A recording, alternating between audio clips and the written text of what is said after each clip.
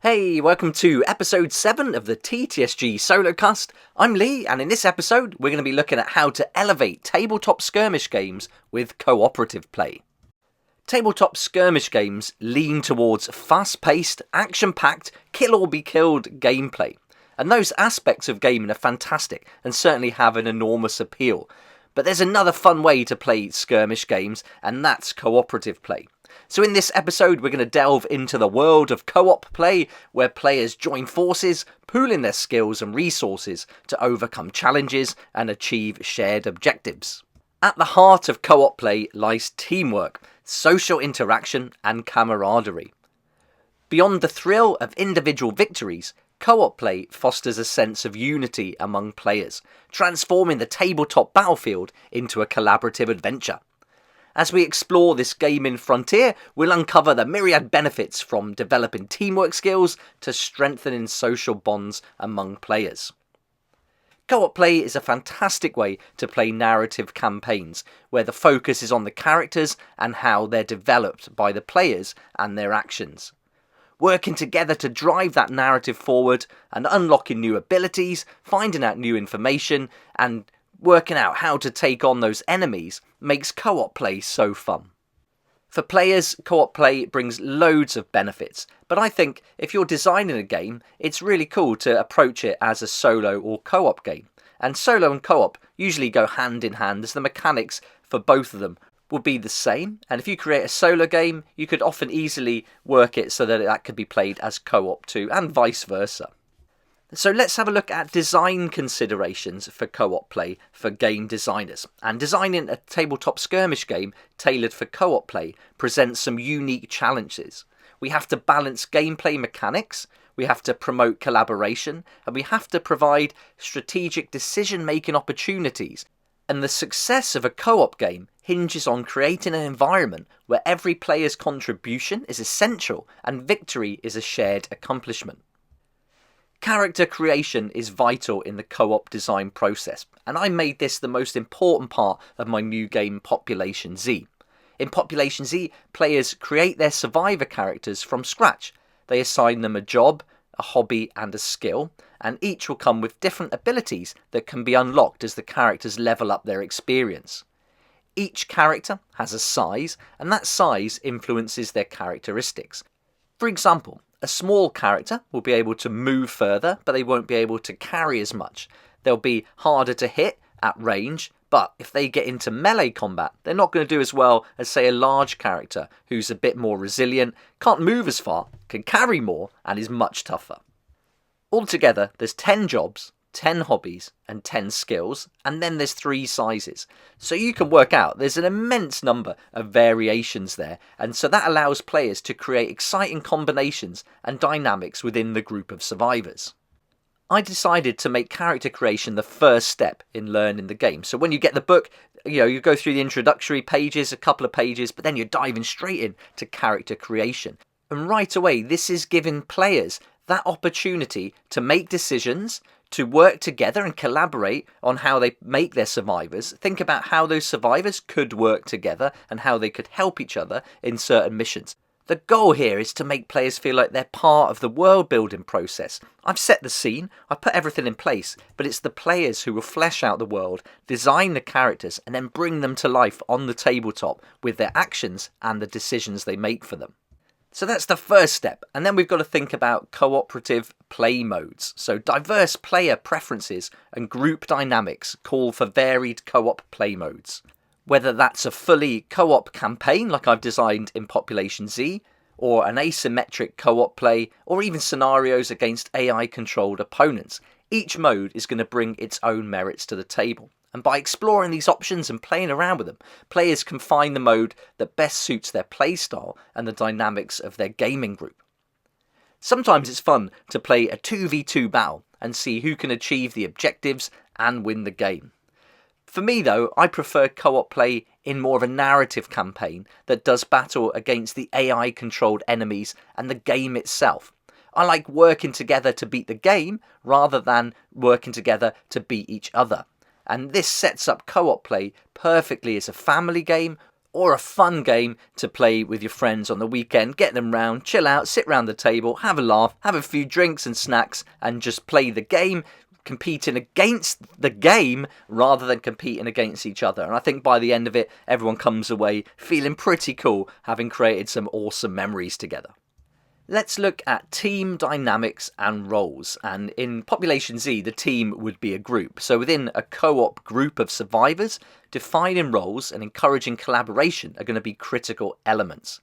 Together, players will explore the concept of character specialization and how different characters or factions in other games can complement each other's abilities and play styles, and then that's going to come together to create a synergistic blend that maximizes the group's effectiveness. And this is all done by the player, and that's what makes it really fun.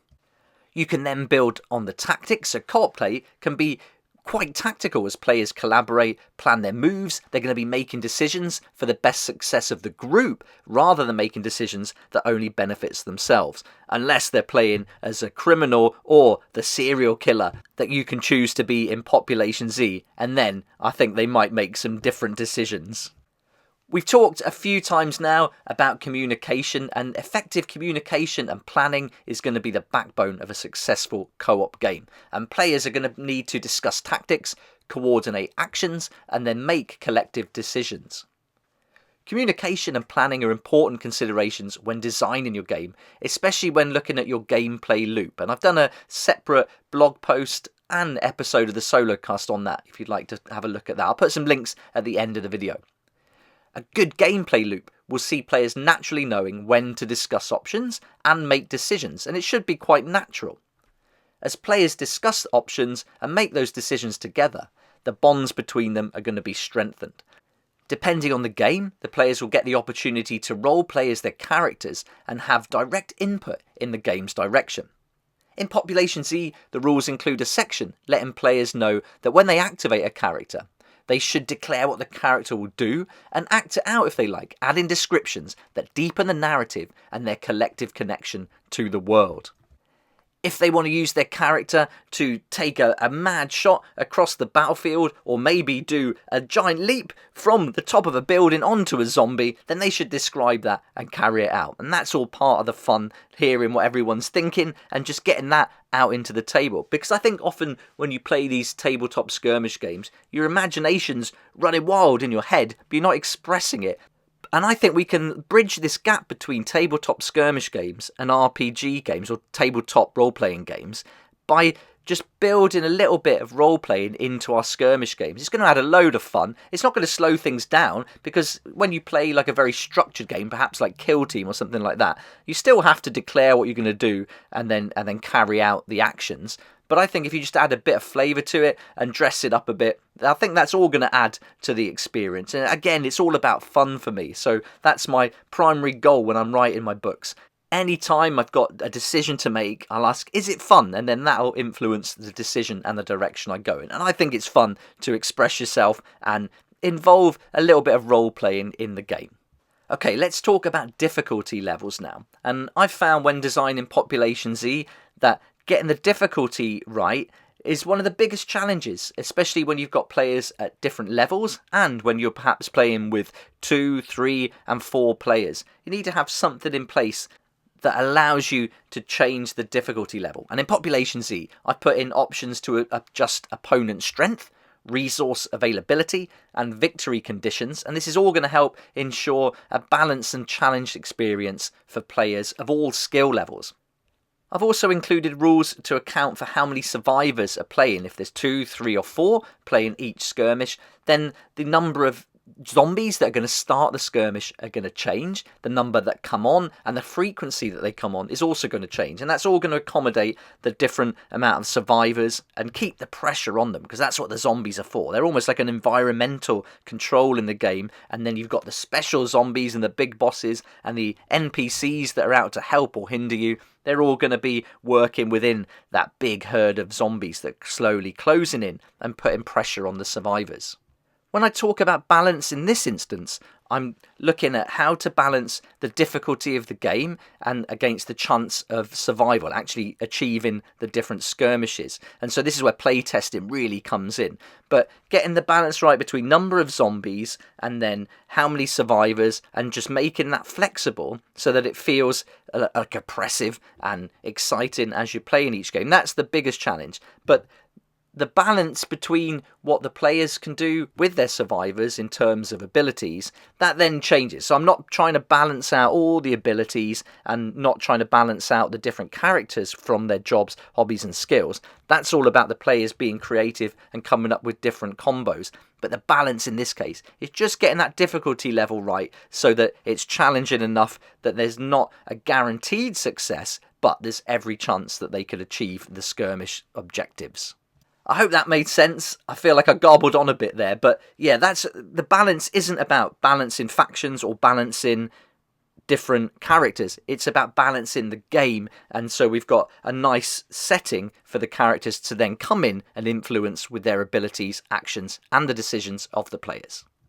Now let's move on and look at campaigns and progression for co-op play. And the concept of co-op campaigns introduces a narrative layer to our gaming experience. And as players progress through their interconnected scenarios, their decisions will impact the overarching storyline and their characters' growth and development. Co-op campaigns can be the most engaging and memorable as players expand the world we've created for them as game creators, and then they interact with the NPCs and then make those meaningful choices. And world builder for me is an amazing part of the game creation process, but it doesn't end once we've written the narrative, written the rules and set the campaigns. It's then up to the players to populate that world, bring it to life and expand it through their actions and accomplishments. It's really a collaborative partnership between us game creators and our players.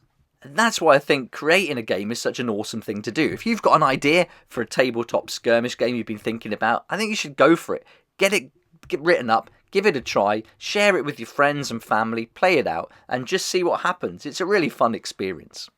And I think if you base it around a co-op game and a co-op campaign, you're going to have a ton of fun anyway. And I just look back to my tabletop role-playing games, and we still remember things we did when we played. Me and the family, we would play like Dungeons and Dragons, our own kind of home-brewed rules, and we just had so much fun. Things would happen with our characters, and we always remember it. And I think this is something we can definitely do with tabletop skirmish games, and that's the direction I'm going in, not just with Population Z, but the other games I've got lined up in the pipeline as well. Okay, let's get back to the topic of co-op campaigns and progression and look at how shared resources affect it. And co-op play thrives on these shared resources and mutual support between players and their characters. Mechanics for resource management, healing abilities, reviving fallen allies, and strategic buffs are key parts of co-op play as they enhance the gameplay experience. In Population Z, the survivor characters can carry a limited amount of gear and found items, and their size dictates how much they can carry, as I mentioned earlier. Players can plan for this and use their stronger characters as the workhorses to carry more items, while the nimbler survivors run around the board to do the searching and scavenging. It's a fun mechanic that forces players to work together rather than going it alone. And one thing I really like to do with Population Z is not try and come up with the best characters. I'll just come up with them all based on narrative. So if I've got a model, I'll look at that model, what weapons it's got, so what you see is what you get, and then I'll build a character around it, and I'll give it interesting hobbies that don't necessarily complement each other, because when you play the game, it brings out really fun little opportunities and little things that happen within the game that you couldn't have planned for or expected. And so if you try and just game it and create the most powerful character, I mean, that might be a thing. You might enjoy doing that, and that's great. But for me, I think if you play narratively, and it is a zombie survival game after all, and in a zombie apocalypse, the world's going to be made up of normal people. They're not going to be super soldiers. They're not going to be highly skilled at using certain weapons. And so if you can get that into it, which is something I've put into the game, giving you that chance to develop your characters so they've got some flaws, they're a little bit weak, make someone big and then give them a weapon that they can only use once per activation. Yeah, that's going to give you a little challenge within the game, and you're going to find cool ways to work around it. But also, you're going to use other characters to support them, and that's where the collaborative element of the game comes in. Not just with players working together, but you're building relationships between your characters and expanding that world building that I like so much. When I was designing the game and thinking about it, I always wanted the kind of character interactions to be one of the most important things, and I wanted like emotions to come into the game. So when you lose a character, it means something. It affects the rest of the group, and there's little things built in to the campaigns as well that can strengthen those emotions and those ties between certain characters, and you're going to find out more about that later on. Alright, so we've got everything ready to go, we've written our rules, we thought about all the different interactions, how the different resources are going to work, how we're going to progress through our campaigns and scale our difficulty levels. So now it's time to playtest and refine our co-op play. And no game design is complete without rigorous playtesting. And I emphasise the importance of playtesting in almost all of my blog posts about game design, and that's for a good reason. Gathering feedback and refining the experience based on player input is crucial for tabletop skirmish game creation. The iterative process ensures that the co-op play element is functional and enjoyable for everyone involved. You'll learn so much from each playtesting session, and it's good to find a variety of players with different ages and different skill levels, and even look for players who've never played a skirmish game before. If you explain your rules to a new tabletop player, it's going to be perhaps one of the best ways to determine if those rules are written well and how they're received. If a new player can take what you're reading to them or telling them and then implement that on the tabletop easily, you know you're onto something. It is tempting when you're writing a tabletop skirmish game to imagine that the game is going to be played by people who've played lots of games before, and that might not necessarily be the case. So I think it's good to keep in the back of your mind that you're writing for someone who's never played, and then if you can simplify the language and not cut too many corners to get the information across so they can go through it in a step-by-step manner, then I think that's a good approach to it. But however you do it, playtesting is going to be key to the success, and I can't recommend it highly enough. Just playtest as much as you can. Okay, let's wrap this up then, and by embracing co-op play, players can embark on a journey that goes beyond the individual pursuit of victory. It's an invitation to communicate, strategize, and work together towards a common goal, while fostering a sense of camaraderie and accomplishment that transcends the tabletop battlefield. My favourite and most memorable games have all been played as co-op play. Whether playing tabletop RPGs or tabletop skirmish games, gathering with your friends and family to play together rather than compete against each other is such an awesome way to spend an evening, and I hope you'll consider involving co-op play in your future tabletop skirmish games. I'd love to hear your thoughts and opinions on the subject, so join in the conversation in the comments down below. It'd be great to hear what you think, and I always get stuck in and reply to the comments as well, so I do see everything that goes down there. So yeah, it'd be awesome to hear from you. If you like to read blog posts, then head over to my website. I'll put a link down below where you can read all the blog posts that tie in with this new series. So anything I cover here in an episode, you can be assured there'll be a blog post about it too. Look out for my new game, Population Z, Welcome to Huntsville, launching in January 2024. You're going to see a lot more about it over the next few months, so keep an eye out here on YouTube, and also come and join me on Facebook. I've got the Facebook group there, and my main Facebook page. I hang out there most of the time, and if you'd like to join, there's links down below. I also post links to my blog post on LinkedIn, Twitter, and Instagram, but most of the time you'll find me on Facebook or here on YouTube. Thanks again for listening. If you did enjoy it or you got anything from the podcast at all, it'd be brilliant if you hit the like button, subscribe to keep up to date with all the new episodes, and I look forward to seeing you here next time on the TTSG Solocast.